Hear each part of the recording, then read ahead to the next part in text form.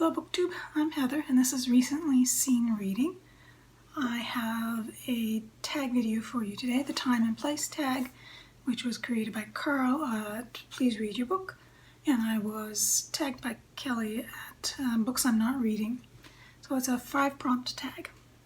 Let me see if I can get through this one relatively error-free. I think this is the fourth go. Had a simple little tag. Prompt 1, a book that reminds you of your past. So for me it's this one. This is Fun Home. It's a graphic memoir by Alison Bechdel. This came out in mid-2000s, 2006, 2008, somewhere around there.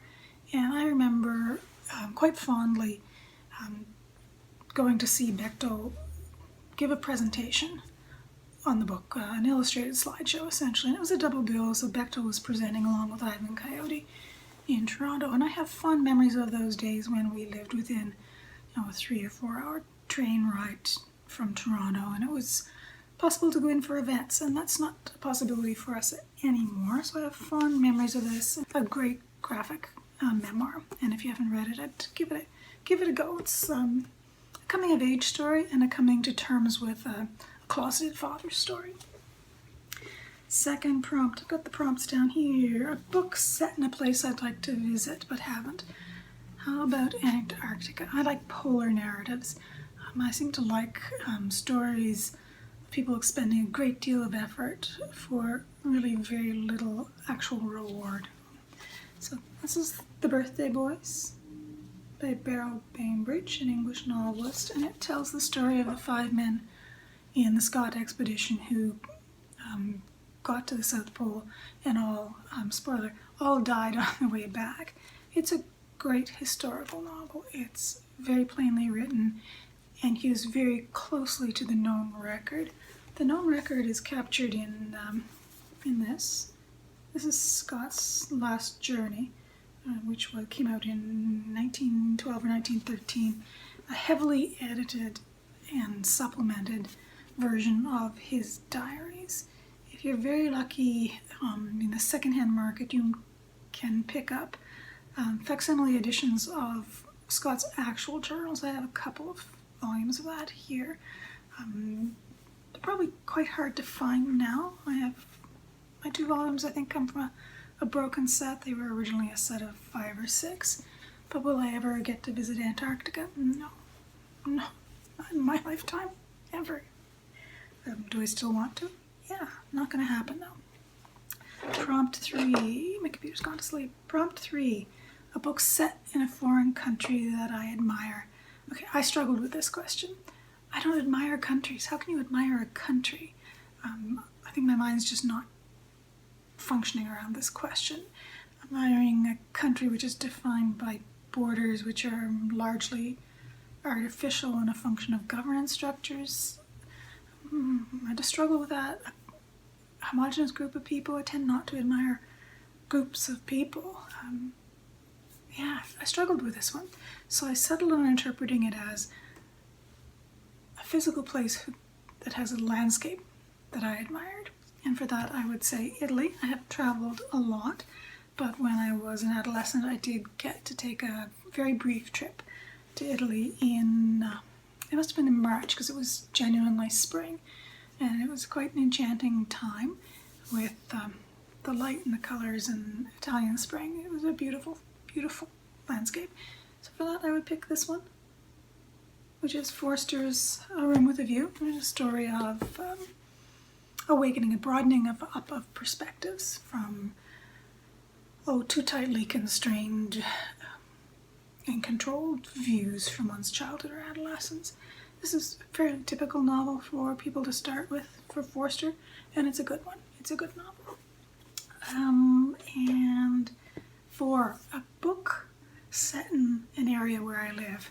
So I currently live in Nova Scotia, and the kinds of stuff about Nova Scotia you'll find in the popular press or in marketing materials, tourist materials, drives me batty. It's always a very kind of twee presentation of what Nova Scotia is like, and it's all driven and has been driven from the 1930s and 40s from the desire to capture tourist dollars. it presents Nova Scotia as a very beautiful, idyllic, rural, green place. That's not the Nova Scotia that I know. Not at all. So I thought I would pick this book. This is 26 by Leo McKay Jr. This is a novel set in 1992-93 about the Westray disaster. The Westray disaster was a mine explosion in Bechdel County when methane gas and coal dust in a poorly maintained but newly opened mine pit exploded just in a heartbeat. It killed 26 men mostly in their mid-30s, and that mine pit never reopened for very good reasons. It's a coal field that's full of methane.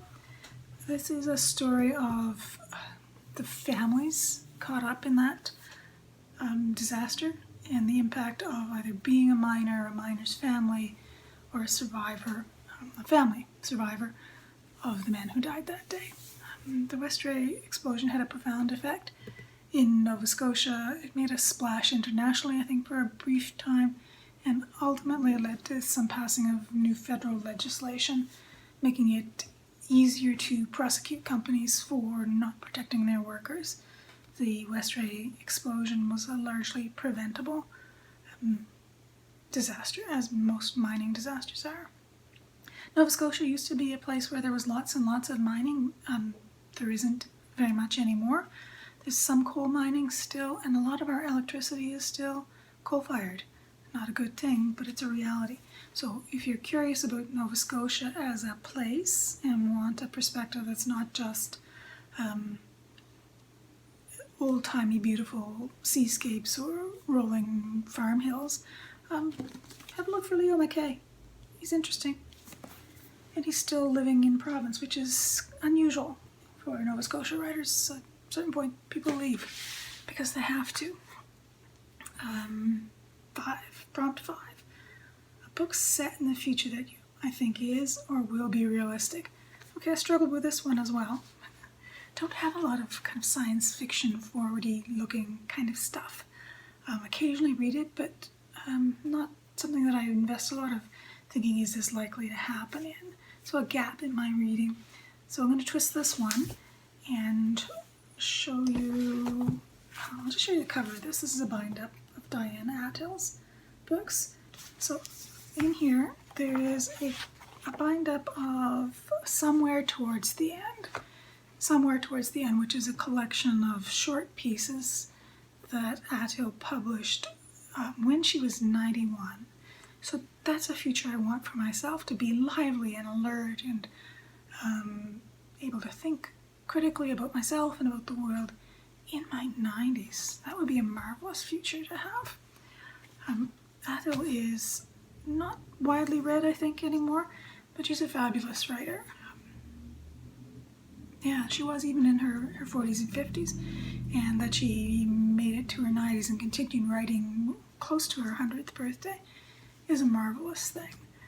If you were looking to start out with Athill, I'd recommend Stet, which is her account of working in the publishing industry, or something more dire but also quite interesting would be After the Funeral, kind of her memoir of the death of a friend and lover of hers. So that is the time and place tag. I'm not going to tag anyone, but if you're watching and if you have a hankering to do this tag, please do it. I'd be happy to see and hear your answers. Bye-bye.